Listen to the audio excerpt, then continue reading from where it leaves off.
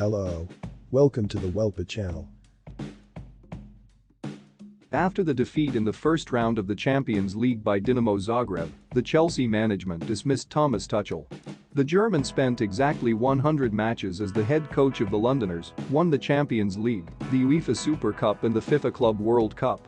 Last season, Chelsea became third in the Premier League, 19 points behind Man City. But this season things are not going well for Chelsea. In 6 rounds in the English Premier League, the team scored only 10 points and started in the Champions League with a defeat. Was the dismissal a surprise? Tuchel's dismissal came as a shock to both Chelsea fans and the entire football world.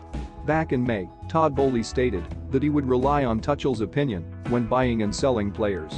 The summer transfer window was a confirmation of this. According to The Athletic, Todd abandoned the idea of buying Ronaldo because the coach was against it.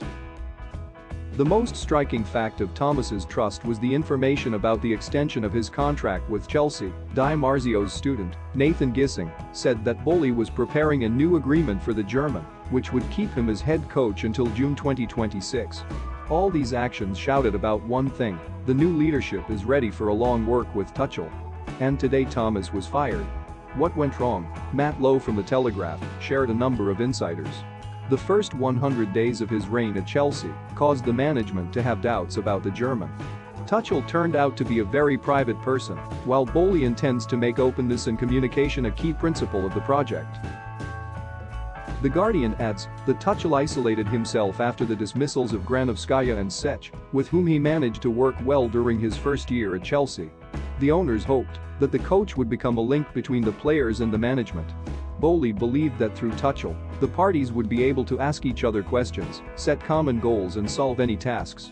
But the communication turned out to be one-sided. The story of Cristiano Ronaldo also affected the situation. Boehly was disappointed by Tuchel's abrupt rejection of the offer to sign a Portuguese with such commercial potential. Thomas did not explain to Todd why he did not need Ronaldo. This puzzled Boehly even more.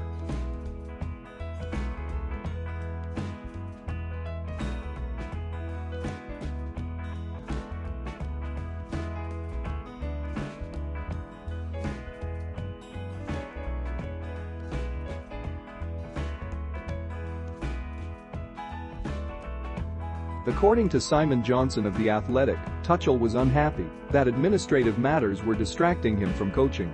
He was indignant about the dismissal of Petrusech. According to the German, part of the work that fell on him could be done by a former technical advisor of the club. On the American tour, Thomas often lost his temper and walked through his players for the first time. Thomas was especially emotional after the defeat to Arsenal, 0-4. Many football players already tensed up and felt nervous. Many were dissatisfied with the fact that they were unexpectedly released at the start and just as unexpectedly sent back to the reserve. Some are sure that they could be more useful in other positions. Instead, they got minutes in uncomfortable roles for themselves, and because of this, they sometimes made productive mistakes. In recent matches, the whole of Chelsea looked uninterested in the result. For the first 10 to 15 minutes, the team followed the coach's instructions and then stopped playing. Tuchel was surprised by this after every lost match, stressed that the team lacked a core.